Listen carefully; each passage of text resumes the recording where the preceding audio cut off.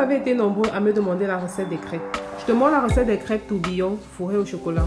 Arrête de servir des repas classiques à tes invités. Fais des petites mignardises pour les épater. C'est le pot de yaourt qu'on va utiliser comme mesurette. Donc j'ai mesuré un pot de farine que je vais verser dans mon bol.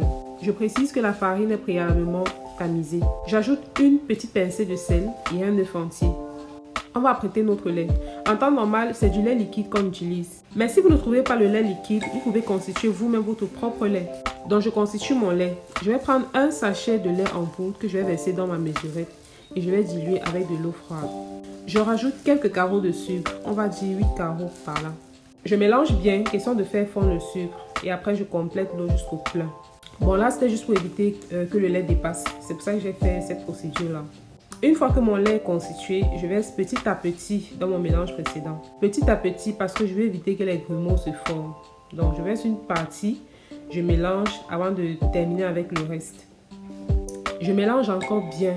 Et là je me rends compte que la pâte est très lourde. Donc je vais constituer un autre lait. Cette fois ce sera un demi-pot. Donc je mets encore un sachet de lait dans ma mesurette et je mets l'eau à moitié à ce niveau. Vous avez vu, donc c'est pas le plein. Je mélange encore bien et je verse le tout dans ma préparation. Donc en gros, j'ai utilisé un pot et demi de lait. Pour un pot de farine, c'est un pot et demi de lait et un œuf. Dès que j'obtiens une texture bien légère là, la pâte est prête. Légère comme ceci, regardez.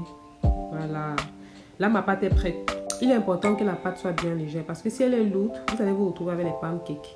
Je vais diviser la pâte en deux. Dans une partie, je vais mettre ma poudre de cacao, un sachet.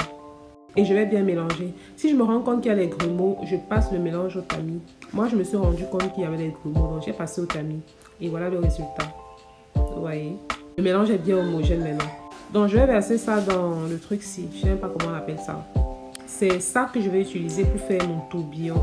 C'est très pratique. Si vous n'avez pas ça, vous pouvez verser dans un plastique et vous pincez un trou. Ça va faire l'affaire. Donc, pour la cuisson, je vais verser un semblant de filet d'huile dans la poêle. Je vais étaler à l'aide d'un torchon. Je vais commencer par faire le tourbillon et attendre 3 à 4 secondes, le temps que le tourbillon sèche un peu, avant que je verse ma pâte blanche. Si le tourbillon n'est pas sec, ça risque de se mélanger avec la pâte blanche. Donc là, je verse ma pâte blanche et je laisse cuire la crêpe 1 minute de chaque côté. On attend le bim.